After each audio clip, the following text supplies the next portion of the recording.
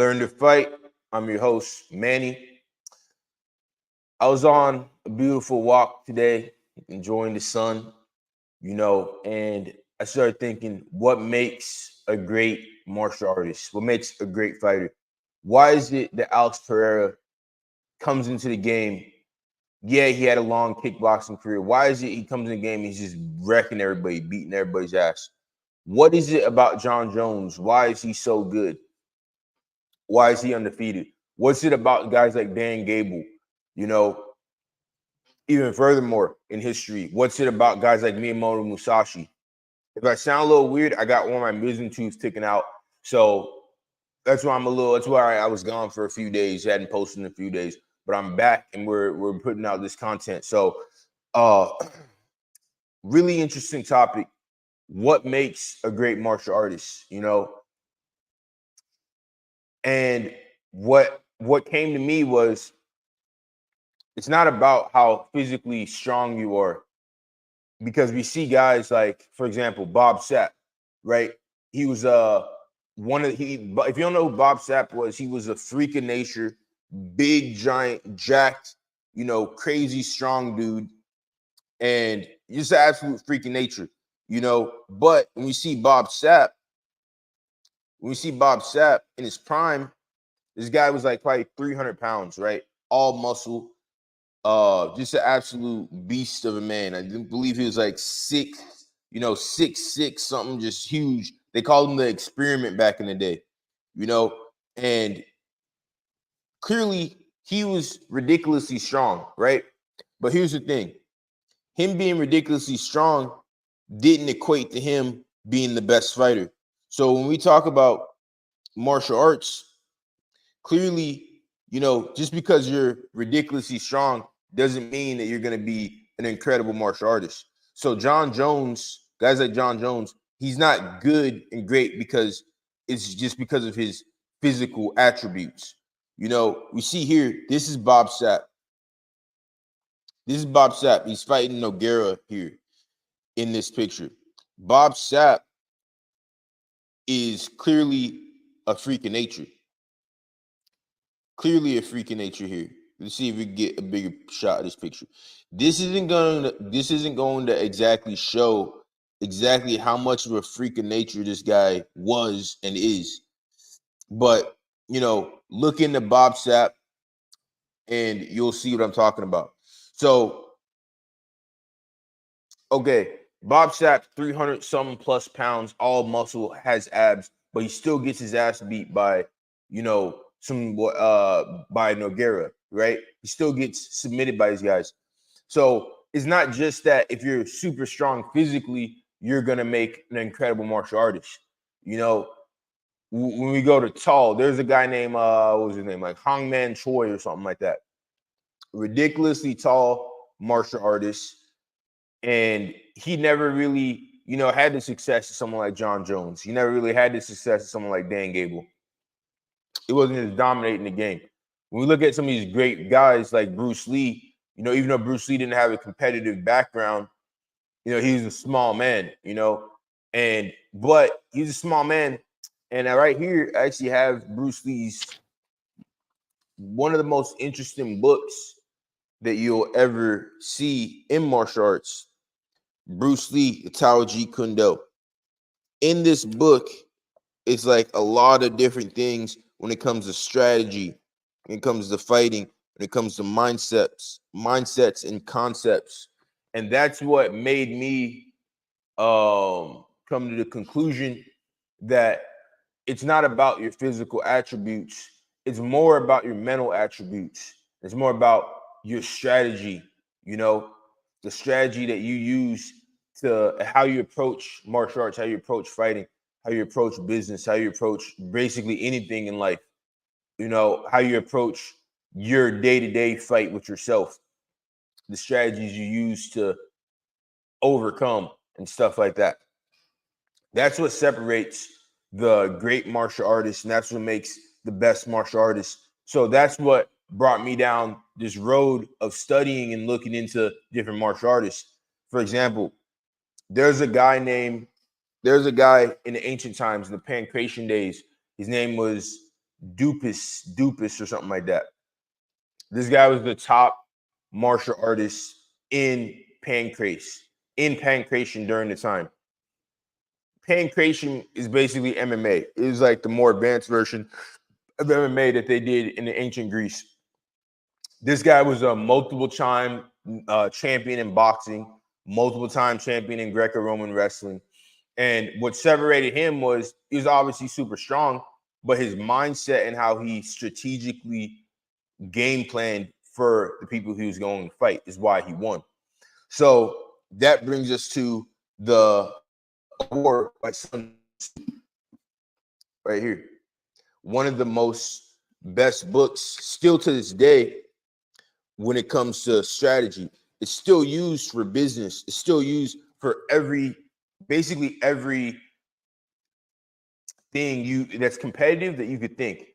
Tupac back in the day, when he went to jail, the first book he read was The Art of War, Sun Tzu. And when he got out of jail, he was able to just like take over the rap game and dominate the rap game, like he never did before.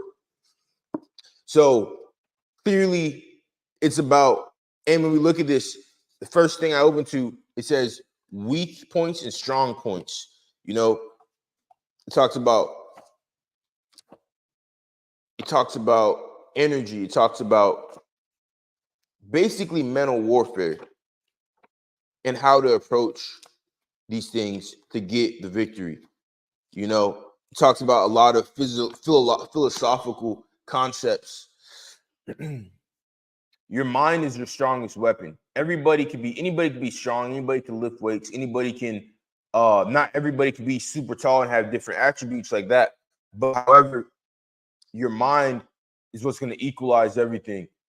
A man can beat a woolly mammoth or beat a saber-toothed tiger because you're able to outthink that saber-toothed tiger. That's what separates us from all the other animals in the world, is the fact that we're able to use our minds and manipulate our reality in a way. So that brings us to this quote by Sun Tzu.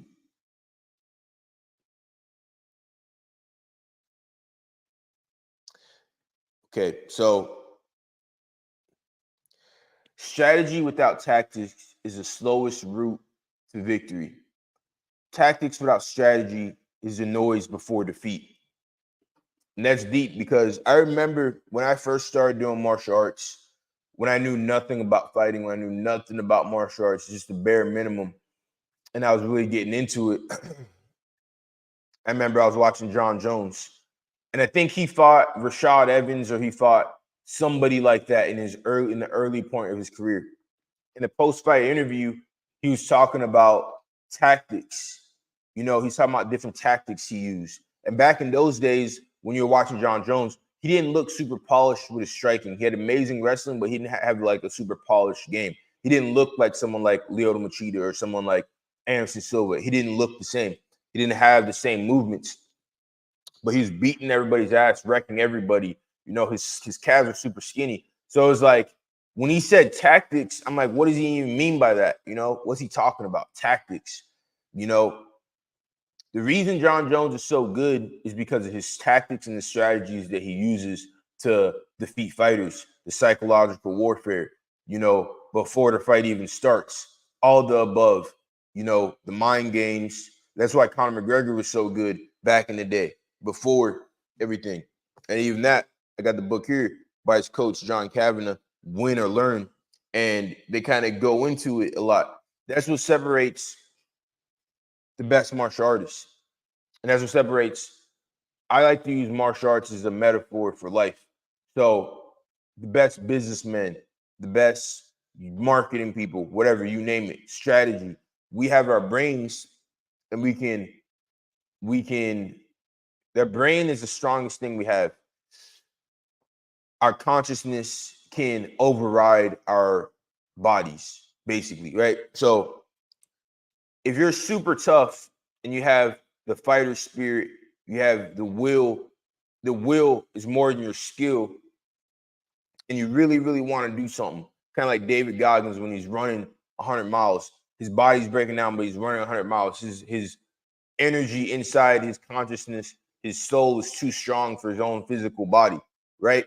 So that's what separates the best martial artists, is their internal desire to become great and the way they approach things, you know, their mind, their mindset, their philosophies in the fight game, their strategy. You know, the strategy is the number one thing. In my research, or what I found, strategy in fighting is a high level plan to achieve victory, involving careful planning of movements, positioning, psychological tactics to outmaneuver and defeat an opponent. It differs from tactics, which are specific actions used to accomplish immediate objectives within fighting and overall strategy. When I'm talking about this stuff fighting, I like to look at it from every aspect of life. So it's not just like, oh, I'm fist fighting another man. Like, no, this works in everything, you know, because life is a fight. So when you're out there trying to get when you're out there competing for a girl, when you're out there trying to get a job, when you're out there, you know, doing X, Y, and Z, there's a lot of psychological things that are going on in order to achieve the best results. You have to have systems, you have to have strategies, you have to have these things in place if you want to have that level of success. You know, I think oftentimes, I can only speak for myself and what I've seen, but a lot of times we're just going throughout life and we don't have strategies. We're just kind of, you know, just going through life and just figuring it out. You know, the best people who are super successful, they make it look like they're just doing it. For example, like Mr. Beast. Mr. Beast has strategies that he's figured out on YouTube, you know, executed to perfection, to where it just looks like when he posts that it's just like a random post, but everything he's doing is meticulously figured out and planned out. Same thing with Jon Jones. At first glance, you would think Jon Jones is just super tall and he has 84-inch reach, and that's why he's beating everybody's ass, because nobody can touch him. But when you look deeper, no, he's doing a lot of different strategies. He's doing a lot of different tactics from the moment the fight starts. So much so that this dude won't even talk about, he won't be a commentator, because he doesn't want anybody to know how he approaches the fight game and how he approaches fighting, you know, how he looks at it. I've studied these guys, so that's how I know, you know, and I think the way that the ancient Greeks approached fighting and martial arts, when you look at guys like Marcus Aurelius, you know, Plato, these guys, when you look at them, you look at their philosophies and you look at how they were pretty much all fighters and martial artists, it's just super interesting to me. It's super interesting to me. One of the best martial artists ever all time is Miyamoto Musashi. He had 60 death matches with swords and he came out on top. He lived and survived every single death match. His book, The Book of Five Rings, is a book that whenever I started doing martial arts and I wanted to learn about martial arts and learn how to become good and learn how to become great and become better faster, is one of the first books that I read. And specifically for myself, every year, I go back to it and I read it, and I gain something new every time. For myself, the fire chapter is the most important chapter, because it specifically talked about martial arts and fighting. Whenever I start reading a book, at one point in the book, one of his strategies was like talking about crushing his opponents completely. And I found myself, when I was rolling and training, doing jiu-jitsu, sometimes I would just be rolling, trying to find the moves. But when I made the mental switch, like, all right, now it's time to crush the opponent, just attack after attack after attack, and literally have it in your mind, like, I'm trying to crush this guy, I'm trying to destroy this guy, just super aggressive. There was this complete 360 flip in how my approach to martial arts was. And it worked, and it worked, and it worked, and I beat a lot of opponents with this switch. But it just kind of showed me that when it comes to martial arts, when it comes to fighting, if you could program yourself to be a beast, and that's what made, you know, guys like Dan Gable. Dan Gable was one of the best wrestlers ever. He you know, he had some type of tragedy happen with his sister whenever he was a kid, where his sister ended up getting murdered at some type of house party, and was one of the guys in the neighborhood who was just a psychopath. That drove him to become just an incredible wrestler.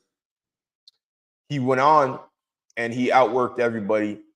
He was not like super strong. He wasn't super physically gifted.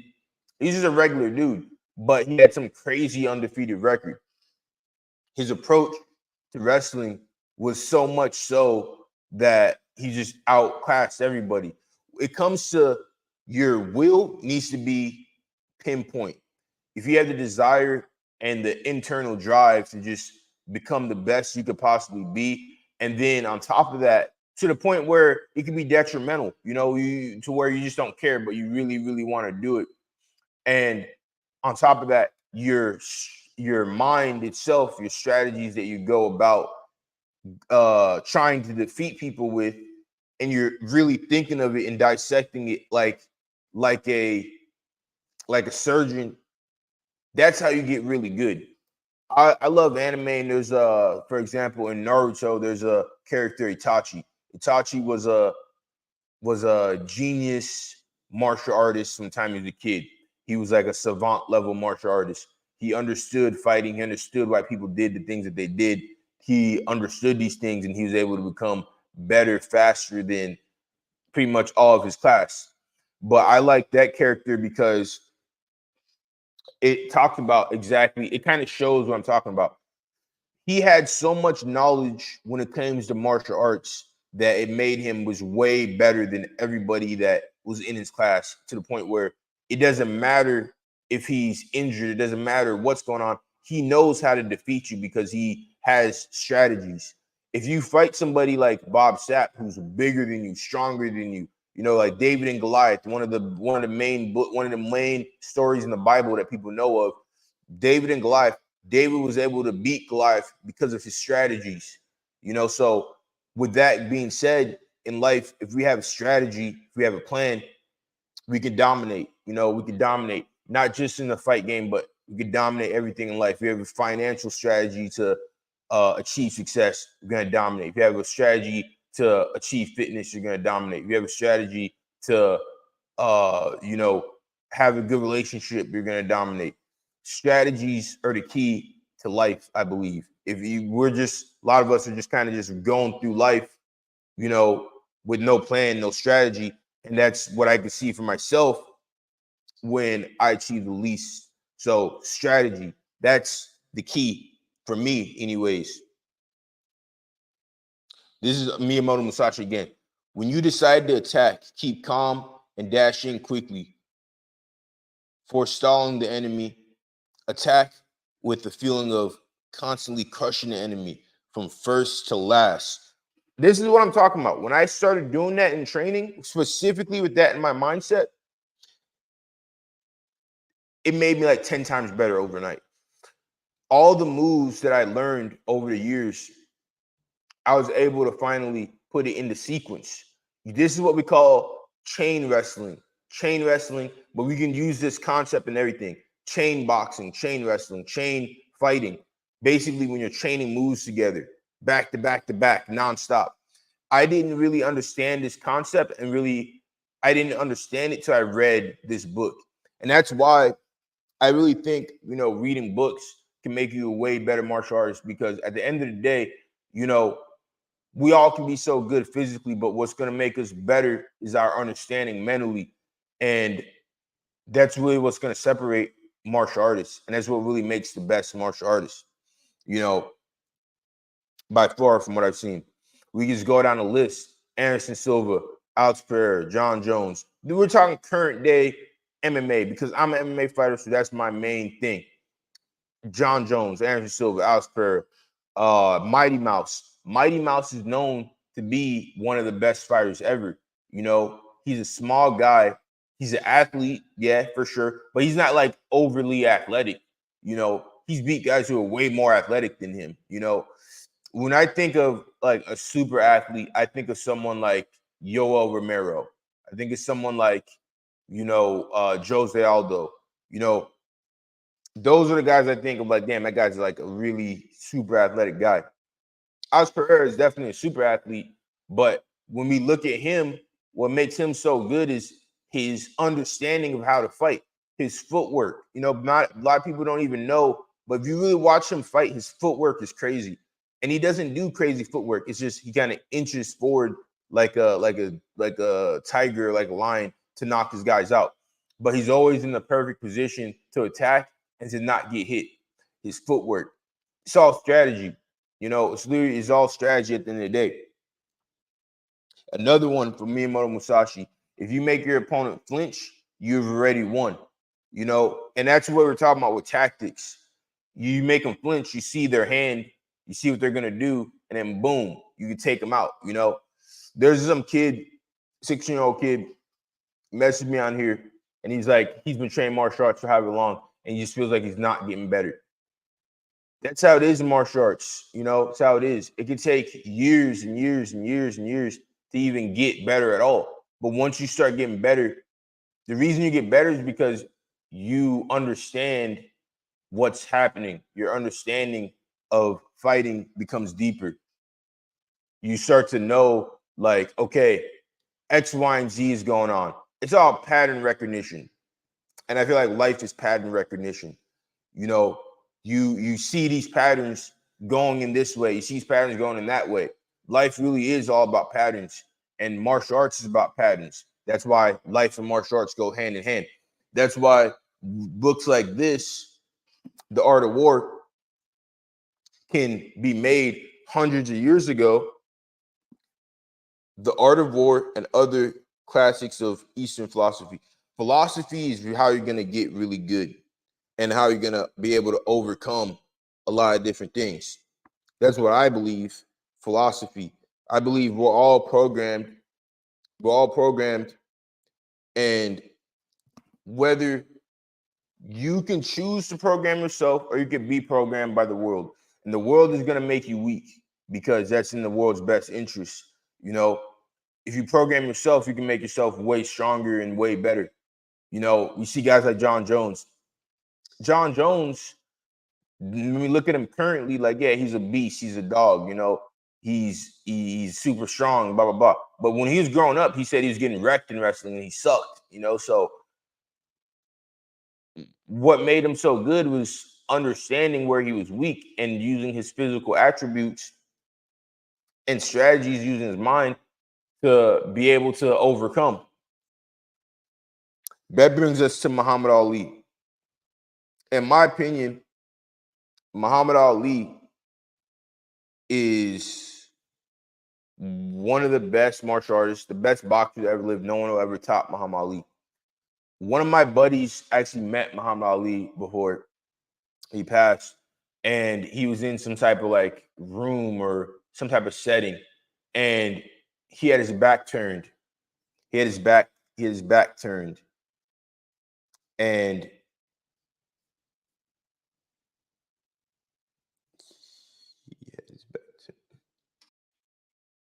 he had his back turned.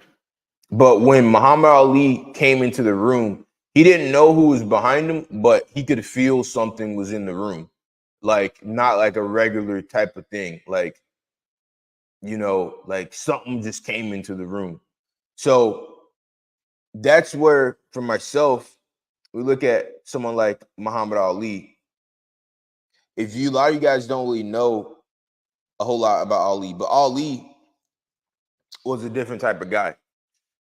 I studied my first like main fighters I studied was Muhammad Ali.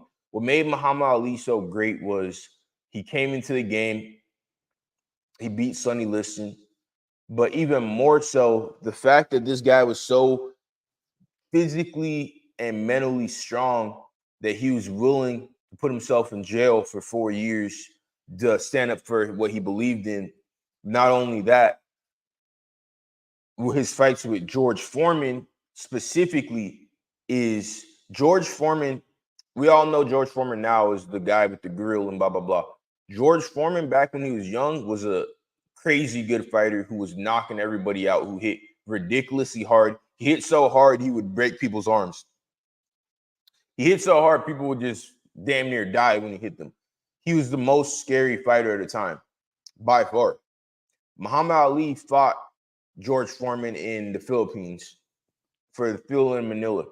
Muhammad Ali just came out of jail. He didn't know how he was going to beat George Foreman. He formulated a strategy called the rope-a-dope. And he basically taunted George Foreman because he knew if he went man-to-man with George Foreman, he wasn't going to win. He would get knocked out. He taunted him. He hanged down the ropes, made Foreman mad. Foreman was going to teed off on him. Foreman teed off on him. And to the point where by the 8th round, Foreman was so exhausted that Muhammad Ali was able to launch his counterattack and finish him, knock him out. A guy who was just the most feared fighter at the time. After that fight, Muhammad Ali, was saying that he felt, terrible and blah, blah, blah. He felt like he was going to die. But his strategy worked. And if he went man-to-man with Foreman, he would have got knocked out. The mental warfare, this counter strike, all these different things. These are things that are talked about in the Art of War with Sun Tzu. But that's not what makes Muhammad Ali great. What I'm saying is Muhammad Ali, he was fast. Okay, great. He was skillful. Okay, great. That's not what made him great. What made him great was his mind. And when he walks into the room as a man at 70-something, 80, 90-something years old, and he can barely talk because he has Parkinson's, but everyone can still feel his aura, feel his energy, and be like, damn, there's something in this room that's like super powerful. And turn around, it's the old Muhammad Ali. That's what I'm talking about. Did you know Muhammad Ali, the most watched events of all time on TV, he has like 10 of them out of 20. Muhammad Ali, multiple of his fights, like billions of people are watching his fights. He was also an honorable man. He's just a real strong man who had his principles and believed in the stuff he believed in and was honorable. That's what made him so great. His mindset, his strategy, and who he was as a person is what made him great. Not the fact that he could just beat people's asses, I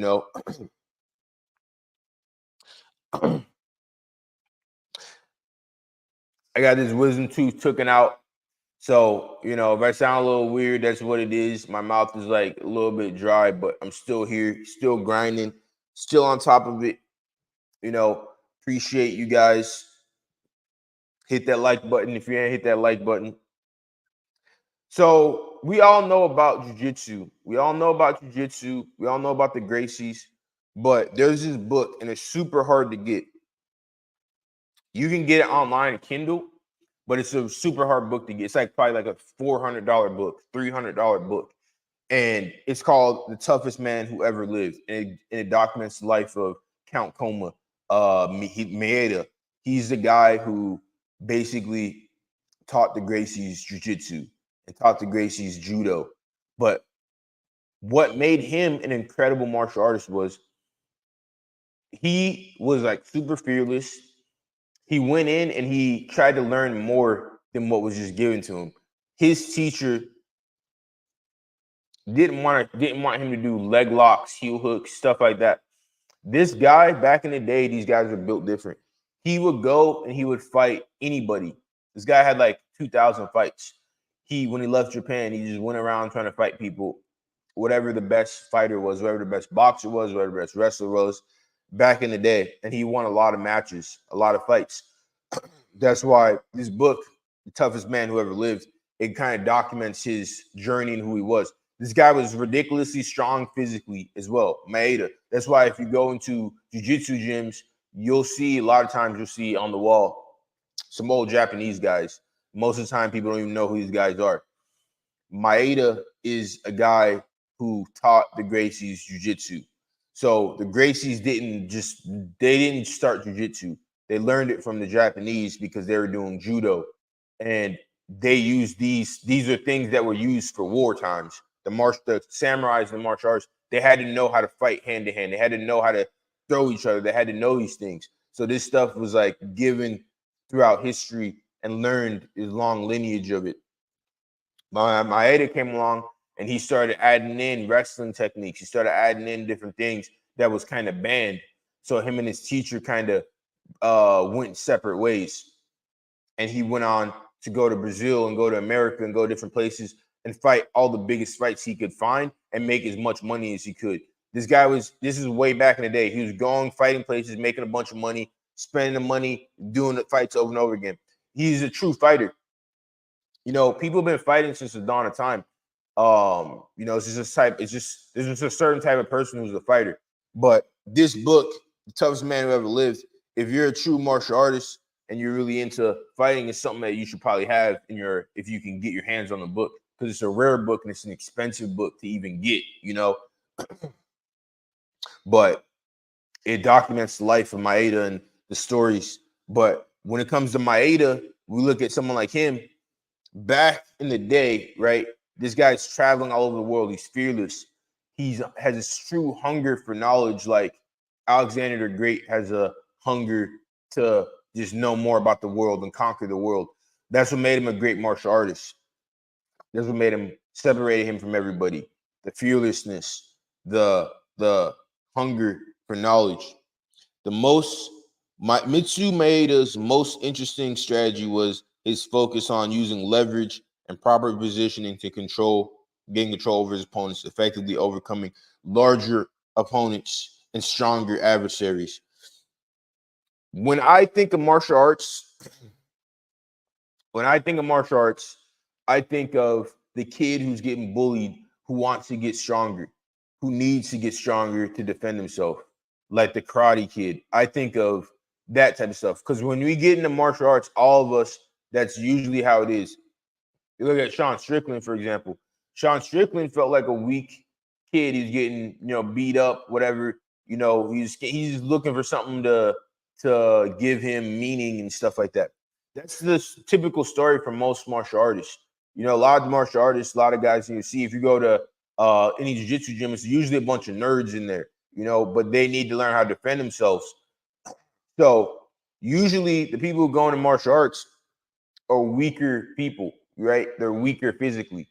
That's why I get into martial arts, because they need to learn how to defend themselves. And so for myself, that's what martial arts is for me. When you're a weaker person and you learn how to defeat a stronger person, that's what jiu-jitsu is based on. That's what Hoist Gracie made his whole name on, going into UFC, beating guys like Ken Shamrock, beating guys like Kimo Leopoldo, beating these guys who are just these giant dudes who are on a bunch of steroids, who are super tough and super strong. Hoist can barely bench 180 pounds, but he's beating these guys. That's what a true martial artist is. It's not just about your physical attributes, it's about strategy. That's what draws us all to martial arts. That's what makes it so interesting to us, intuitively. That's why Hoist made it, so interesting. Our when we see strategy being done, whether it's chess, whether it's fighting, whether it's football, I think as humans, we're just drawn to strategy. We're built to create strategies. And that's what I'm all about, strategy. In everything we do, that's what humans are made for. We're made to create strategies and execute these strategies to achieve our potential. That brings us to Jon Jones. Jon Jones, currently, he's known as the best fighter, only guy who won the light heavyweight belt and the heavyweight belt, undefeated, beat so many great champions. He's just whatever, who, I don't care about his steroids, blah, blah, blah. He's the best fighter. But when we look at him, he has skinny calves, right? He's not like the most strong guy physically, even though he is super strong physically. There's people who are stronger than him physically. But when we look at him, he's the best. And why is he the best? This clip right here I found was really, really telling and very interesting to me. This is Jones on the Joe Rogan Experience. This is what he talked about. Actually believing that I was the shit, and believing that I could be the shit, and that I could be the GOAT and be the greatest and never lose. Like, I took myself to a different place mentally, and a lot of it came from mental practice and meditation and visualization and just seeking knowledge from people. So I heard that, and then that brought me to Miyamoto Musashi and the Book of Five Rings, and Bruce Lee. Bruce Lee, in his book, The Tao of Jeet Kune Do, he's talking about a lot of esoteric, philosophical things. And if you read it at first, you'll be like, this guy's talking nonsense if you don't understand. He's talking about a lot of abstract things. When it comes to Jon Jones, and he's talking about how he became who he became through meditation and self-belief and, just really like psychotic type of self-belief. And, that has nothing to do with physical attributes. That has nothing to do with how strong you are. It has nothing to do with anything. Jon Jones beat Alexander Gustafsson on 2 weeks. He didn't even train. He trained for like a week or 2 weeks. Went in there, he was just tougher than Alexander Gustafsson. He was just better than him. He was just tougher than him, and he was able to beat his ass, and win the fight against a guy who was ridiculously good. Same thing with David Goggins. It's a mental thing. It's a mental thing. It's a toughness thing. It's a grit thing. Strategy in fighting is like navigating a storm at sea. You must read the waves and currents to steer the ship safely, using skill and timing to avoid dangers and seize opportunities. And Floyd Mayweather is a perfect example of that. Floyd Mayweather broke both his hands multiple times. When we see Floyd fight, he's not like a knockout artist. He's in shape, yeah, but he's not like some super, he's not like Tank. He's not like Tank knocking people the fuck out. But he's still an incredible fighter. So the best martial artists, all of them, have this in common. They're all great strategists. Anderson Silva, when he came out, he actually lost a lot in the beginning. He wasn't even good till he was like in his mid-30s.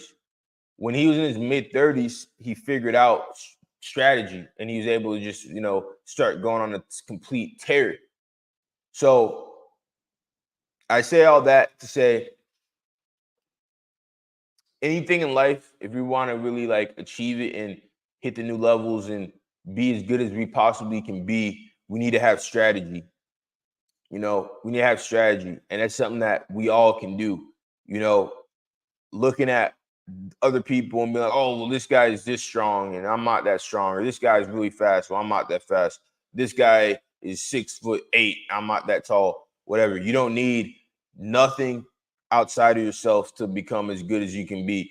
You just need strategy. Whether someone's stronger than you, faster than you, quicker than you, smarter than you. Someone can be smarter than you, but you can still out strategize them. And that's what I think is the key for success in every endeavor in life.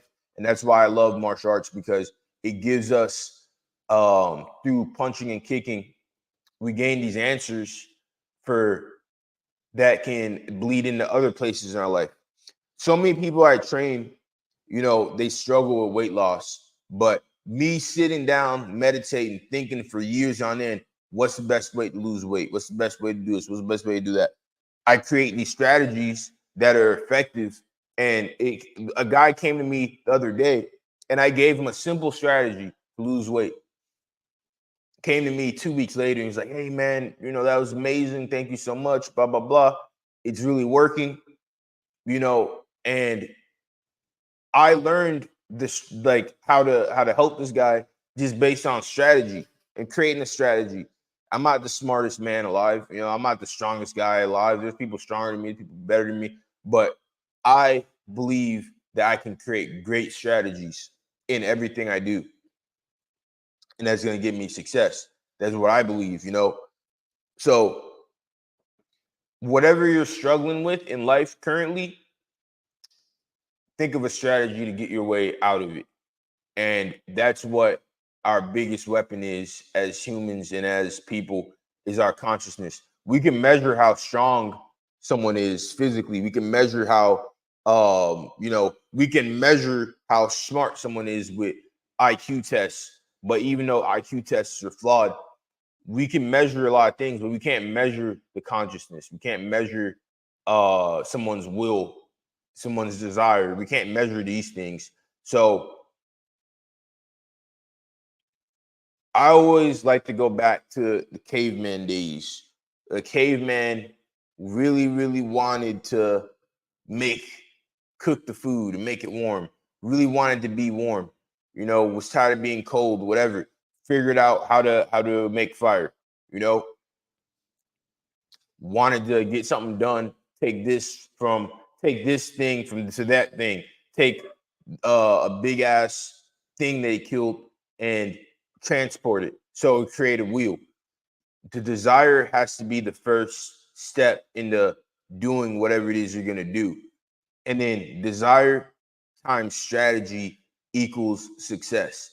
Desire times strategy times willpower and execution equals success. That's my formula.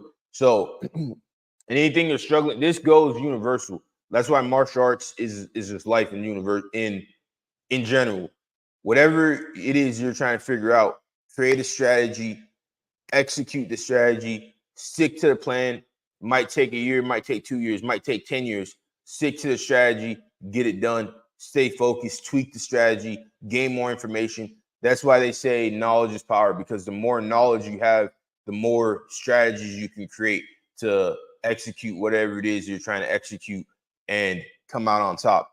And that's how it's always been, and that's how it's always going to be. And that's it for today, guys. Hit that like button, learn to fight. Peace.